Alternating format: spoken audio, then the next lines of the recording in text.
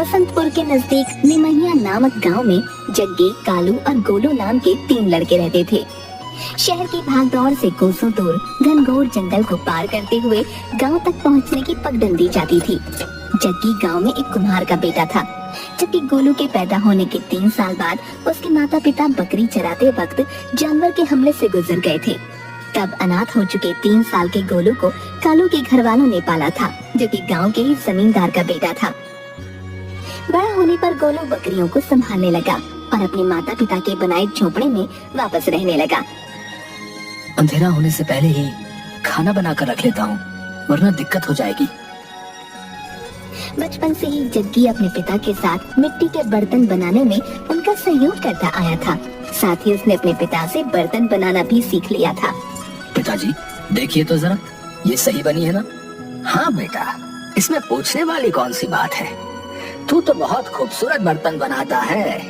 जग्गी, तेरे हाथ से बने हुए मिट्टी के बर्तन लोहे की तरह इतने सख्त बनते हैं कि कितनी भी ऊंचाई से गिर जाएं, पर टूटते नहीं हैं। हाँ, ये तो तुझे वरदान है भैया, वरदान। हाँ। जग्गी के हाथ में ऐसा क्या जादू था, ये तो जग्गी भी नहीं जानता था, पर उसके इस जादू से वो अच्छे खासे बर्तन का व्यापार कर लेता था। अरे जग्गी बेटा, पता है कल मेरे मुन्ना ने गुस्से में मटकी को जमीन पर फेंक दिया। मुझे तो लगा मटकी टूट गई होगी, मगर मटकी तो एकदम सही सलामत थी भाई। फिर याद आया ये मटकी तो तूने बनाई है। भाई इतनी जल्दी कैसे टूटेगी? धन्यवाद चाचा जी। वैसे कुछ और चाहिए होगा तो बताइएगा। हाँ हाँ, जरूर जरूर भैया, जरूर बताएंगे। बहुत बढ़िया, बहुत बढ़िया, वाह वाह वाह। गांव में बेहद शांति रहती थी। गोलू अपने माता पिता की ही तरह जंगलों में अपनी बकरियों को चराने लेकर जाता था। इधर से उधर कहाँ जा रही है? गोलू जानवर की दहाड़ को कोसों दूर से सुनकर महसूस कर सकता था। बकरियां चराते हुए गोलू को बहुत दूर से बाघ के दौड़ने की आवाज आ जाती।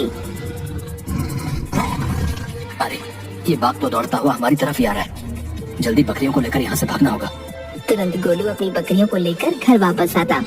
इस तरह गोलू ने अपनी बकरियों को उस बाघ के हमले से बचा लिया। बाप रे, आज तो बाल बाल बच गया। कालू गांव के जमींदार का बेटा था, इसलिए गांव में उसे हर कोई पहचानता था और उसकी किसी भी शरारत पर उसे माफ कर दिया जाता था। भाई तू फिर आम तोड़ने आ गया? कोई देख लेगा तो बहुत सुनाएगा। आ रहा हूँ, अभी आ रहा हूँ, थोड़े आम तो तोड़ लो। बचपन से ही कालू के पैरों में एक ऐसी पकड़ बनी हुई थी जिसकी बदौलत वह मिनटों में ऊंचे से ऊंचे पेड़ पर चढ़कर फल तोड़ लाता था। भाई जल्दी नीचे आ, कोई आ रहा है। कालू फटाक से पेड़ के नीचे उतरता है और दोनों वहाँ से भाग जाते हैं। निमहिया गांव घनघोर जंगल के करीब था, इस वजह से खतरनाक जंगली जानवर अक्सर गांव तक आ जाया करते थे, लेकिन काफी हफ्तों से कोई भी जंगली जानवरों के दिखाई देने की खबर नहीं सुनाई दे रही थी। इन बकरियों को घुमा कर लाता हूँ, वरना चैन से बैठने भी नहीं देंगी। चल अब चुप हो जा, लेकर चल रहा हूँ। बकरियां चराते हुए गोलू को एक मरे हुए हाथी का शव जंगल में नजर आया, जिस पर काफी बड़े और धारदार पंजे के निशान थे। अरे, इतनी बेरहमी से किसने इस हाथी को मारा है? इसके शरीर पर जैसे निशान है, उससे तो यही लग रहा है कि जैसे ये किसी जानवर के पंजे के निशान नहीं, जरूर कोई और बात है। गोलू ने आवाज महसूस करने की कोशिश की तो उसे दूर पहाड़ों के पास से रहस्यमयी आवाज सुनाई दी। गोलू को होने वाली किसी अनहोनी का एहसास हो गया था। वो दौड़कर वापस गांव की तरफ भागा और सीधा कालू के पास आया। भाई गजब की कयामत देख कर आ रहा हूँ। मरे हुए हाथी पर बड़े से पंजे के निशान है, जो किसी जानवर के भी नहीं लग रहे। ऐसा लग रहा है जैसे कोई पहाड़ जैसा इंसान उस हाथी की अंतड़ियां नोच दिया है। क्या तुझे ये सब कैसे मालूम कि वो निशान किसी जंगली जानवर के नहीं है, बल्कि इंसान के हैं? भाई मैंने अपने कानों से उस आवाज को सुनकर महसूस किया है। कालू जानता था कि गोलू की सुनने की शक्ति कभी धोखा नहीं खा सकती। अच्छा ऐसा है, फिर चलो चलकर देखते हैं। अभी इस वक्त ही, थोड़ी देर में सूरज डूब जाएगा। कुछ नहीं होगा, चलो चलते हैं, देखकर आते हैं। डरने से कुछ नहीं होने वाला। जंगल घना था, इस वजह से दूर तक देख पाना संभव नहीं था, पर नदी के पास ही एक ऊंचा शीशम का पेड़ था जो पहाड़ के उस चोटी से लगा हुआ था, जिसके ठीक दूसरी तरफ के पहाड़ों से वो रहस्यमयी आवाजें आ रही थी। इस पर चढ़कर देखेंगे तो समझ में आ जाएगा कि दूसरी तरफ वाली पहाड़ी पर क्या चल रहा है। देखूंगा कहिए कालू भाई, आप ही हो हनुमान। हमने पेड़ों पर चढ़कर आम नहीं तोड़े हैं कभी। ठीक है, मैं देख कर आता हूँ। कालू तुरंत ही पूरी फुर्ती से शीशम से होते हुए पहाड़ की चोटी पर चढ़ गया। चोटी पर चढ़ते ही कालू की आंखें खुलकर भौचक्की रह गईं।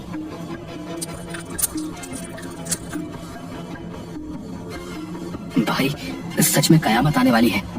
ऐसा क्या देख लिया दूसरी तरफ? एक पहाड़ जैसा वन राक्षस अजगर नोच कर खा रहा है दूसरी वाली पहाड़ी पर।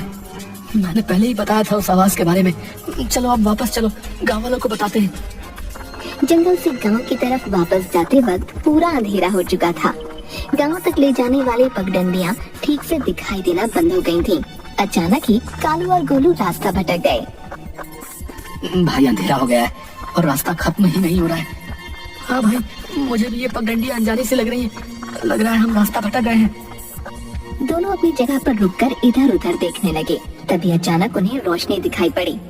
भाई उस तरफ देखो, रोशनी सी नजर आ रही है। चलो वहाँ लग रहा है कोई है, उससे मदद मांगते हैं। हाँ चलो चलो उस तरफ चलो।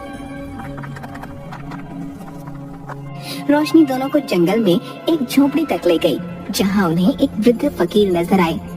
आओ बच्चों, मैंने ही तुम्हारा रास्ता बदला है यहाँ तक लाने के लिए। कालू और गोलू उस बूढ़े फकीर को देख हैरान रह गए। घबराओ मत बच्चों, सब नियति का लिखा हुआ है। मेरा यहाँ आना और तुम दोनों को यहाँ बुलाना। बस मुझे इतना बताओ कि तुमने पहाड़ी पर क्या देखा। कालू और गोलू ये समझ चुके थे कि इस फकीर बाबा से उस वन राक्षस का जरूर कोई संबंध है। कालू और गोलू ने पूरी कहानी उस फकीर को बताई। मुझे सब मालूम है बच्चों, वो मेरी ही शक्तियों से बनाई हुई औलाद है और जल्दी ही उसे खत्म नहीं किया गया तो वो इस जंगल के जानवरों के साथ साथ आसपास के सारे गांव और शहरों का सर्वनाश कर देगा। तो इसमें आपने हमें क्यों बुलाया है बाबा, और हम क्या कर सकते हैं इसके लिए? तुम दोनों नहीं, तुम तीनों ही इस वन राक्षस को खत्म कर सकते हो। लेकिन बाबा हम तो दो हैं, ये तीसरा कौन है बाबा? तीसरा तुम्हें तुम्हारे निमहिया गांव में ही मिल जाएगा। जाओ जाकर खोज करो उसकी। उस वन राक्षस को खत्म करने का उपाय क्या है? बाबा ने पोटली में मिट्टी उन्हें दी। वो किसी भी खंजर या तलवार से नहीं मरने वाला। उस वन राक्षस के माथे पर एक छेद है जिसमें इस मिट्टी से बना हुआ खंजर घोंपना होगा। उसके अंत का एकमात्र उपाय यही है। बाबा ने कालू और गोलू को उनके गांव तक पहुंचने का रास्ता दिखलाया और दोनों ये सोचते हुए अपने गांव पहुंच गए कि आखिर वो तीसरा कौन है जो उस वन राक्षस को मारने में हमारी मदद करेगा। सोचते सोचते दोनों निमहिया गांव पहुंच गए। भाई मुझे नींद तो नहीं आने वाली है आज रात। हाँ भाई, चलो मंदिर पर बैठकर इस मसले का कुछ हल निकालने की कोशिश करते हैं। रात काफी हो चुकी थी।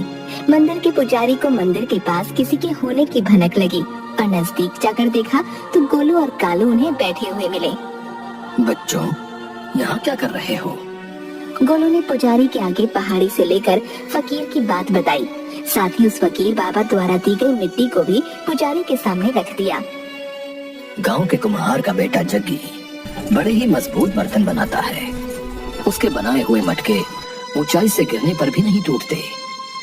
भगवान जाने कौन सी शक्ति है उसके हाथों में जो मिट्टी भी लोहे की तरह सख्त बना देता है।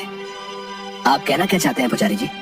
जाओ उस कुम्हार के बेटे जग्गी से इस मिट्टी का एक धारदार चाकू बनवा लो जिसकी नोक इतनी तेज हो कि पहले ही बार में वो वन राक्षस अचेत हो जाए। उस तक तो मैं पहाड़ी चढ़कर पहुंच जाऊंगा, पर अगर वो मुझ पर हमला कर देगा तो मैं खुद मारा जाऊंगा। अगर वो हाथी जैसे जानवर को मार कर खत्म कर रहा है मतलब वो दिन में जागता है, इसलिए हम उम्मीद कर सकते हैं कि वो रात में अपनी थकान मिटाने को सोता जरूर होगा। आधी रात में उस वन राक्षस को मारने की कोशिश की जा सकती है। कालू और गोलू को जंगल के फकीर बाबा के बतलाए उस तीसरे इंसान का भी पता चल चुका था। दोनों ने रात में ही जग्गी के पास पहुंचकर उसे पूरी बात बताई और उसे फकीर बाबा के दिए हुए मिट्टी का हथियार बनाने को राजी किया। भाई बना लूंगा मैं हथियार, पर इसे सूखने में कल दोपहर हो जाएगी। ठीक है, कोई बात नहीं। वैसे भी हम दोनों कल रात में जाएंगे। दोनों नहीं, तीनों। मैं आप दोनों के साथ चलूंगा।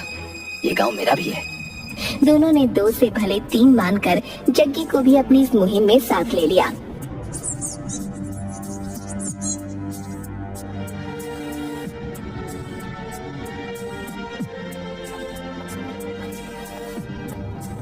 अगली रात पहाड़ी के नजदीक पहुंचते ही गोलू ने वन राक्षस के खर्राटों की आवाज को महसूस कर लिया। 24 घंटे में सूखकर सख्त मिट्टी का हथियार भी तैयार हो चुका था। कालू ने हिम्मत करके वन राक्षस की पहाड़ी पर पेड़ों के सहारे चढ़ाई कर दी। भाई मैं चलूंगा पहाड़ी पर, तुम अकेले मत जाओ।